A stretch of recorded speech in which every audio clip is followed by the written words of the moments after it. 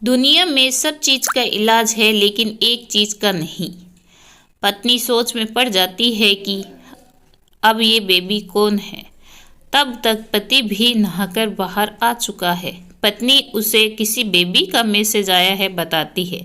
पति मुस्कुरा देता है, फोन उठाकर उस मैसेज का रिप्लाई करता है, hi baby, how are you, और अपने काम में लग जाता है। इस रिप्लाई को भी पढ़ती है।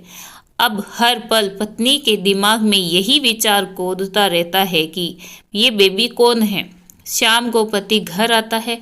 पत्नी उससे पूछती है, ये बेबी कौन है।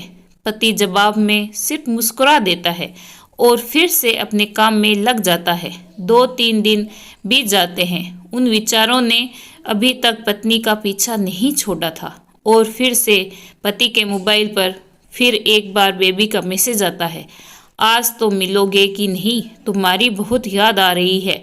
इस मैसेज ने आग में घी का काम किया। पत्नी का शक और भी ज़्यादा पक्का हो गया। बीच बीच में ऐसे मैसेजिंग का आदान प्रदान होता रहता और पत्नी के मन में शक की जड़ और भी गहरी होती गई। पति पूछने पर भी जवाब में सिर्फ मुस्कुराहट के और कुछ नहीं कहता। ये शक गुस्सा बन गया, तब ज्वालामुखी की तरह फट जाता है जब एक दिन उसे अपने पति की जेब में सिनेमा की 2 टिकट मिल जाती है। पत्नी अपने पति से बहुत झगड़ती है। पति उसे समझाने की कोशिश करता है लेकिन वह कोई भी बात सुनने को तैयार नहीं है। पति को भी उस पर गुस्सा आ जाता है और ये झगड़ा और भी ज़्यादा बढ़ जाता है। गुस्से में पति घर से बाहर निकल जाता है।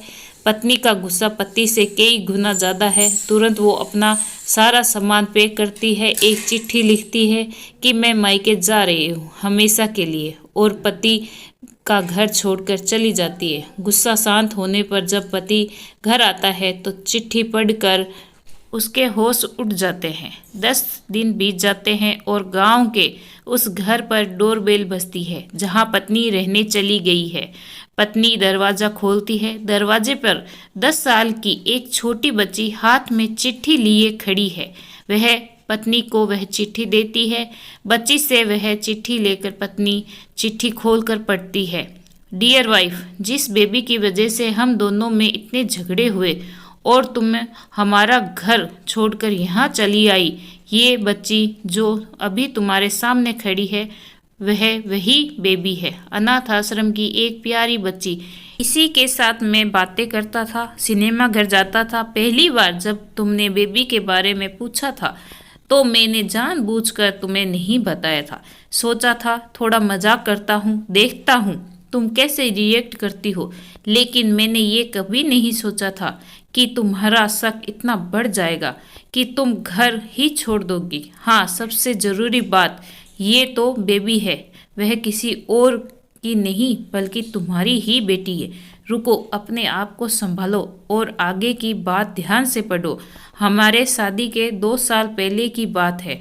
तुम अपने कॉलेज के लास्ट ईयर में थी। तुम्हारे प्रोफेशन में नोट्स लेने के बहाने तुम्हें बुलाया था और तुम्हें चाय में इन नशीली दवा खिलाकर ना करने वाला काम किया था।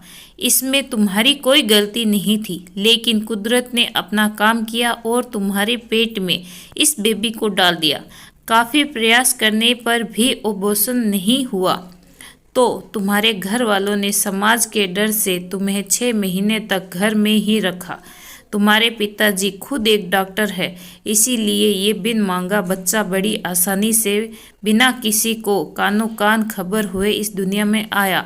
भविष्य में तुम्हारी शादीशुदा जिंदगी में कोई प्रॉब्लम ना हो, इसीलिए तुम्हारे पिता ने इसे बच्चे को गांव के एक अनाथ आश्रम में छोड़ दिया। यह बच्चा मतलब यही बेबी जो अभी तुम्हारे सामने खड़ी है। अगर अभी भी विश्वास नहीं हो रहा है तो इस बच्ची के गाल का वो तिल देख लो जो शायद तुमने उसे आखिरी बार रोते हुए देखा होगा, या फिर अपने पिताजी से पूछ लो। मुझे पता है अभी भी तुम्हारे मन में ये सवाल उठ रहा है कि सब मुझे कैसे पता, तुम्हें बता दूं कि ये सब तुम्हारे पिता ने ही बताया। अपने मन में उठ रहे पश्चाताप को शांत करने के लिए शादी के 1 महीने पहले मुझे मिलकर सारी बात मुझे बताई। उन्होंने ये भी कहा था कि अगर मैं चाहूँ तो शादी से इनकार कर सकता हूँ। मैं स्वीकार किया, क्योंकि इस पूरी घटना में तुम्हारी कोई गलती नहीं थी और हमारी शादी हो गई।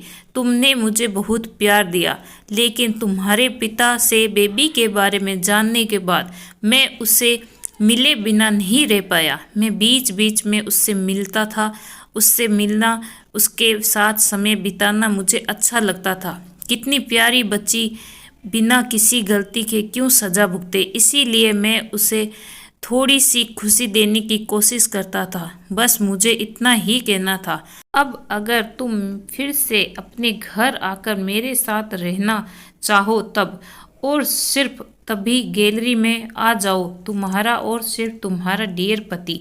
बिना एक क्षण की भी देरी के पत्नी दौड़कर गैलरी में पहुंची और रास्ते में उसका पति एल खड़ा था। उसके बाद चेहरे पर मुस्कान की और पत्नी की आंखों में आंसू। इस कहानी के बारे में आपकी क्या राय है, कमेंट करके ज़रूर बताइएगा। कहानी अगर अच्छी लगी हो तो लाइक शेयर, चैनल पे नए हो तो सब्सक्राइब करना ना भूले। कहानी सुनने के लिए आपका बहुत बहुत धन्यवाद।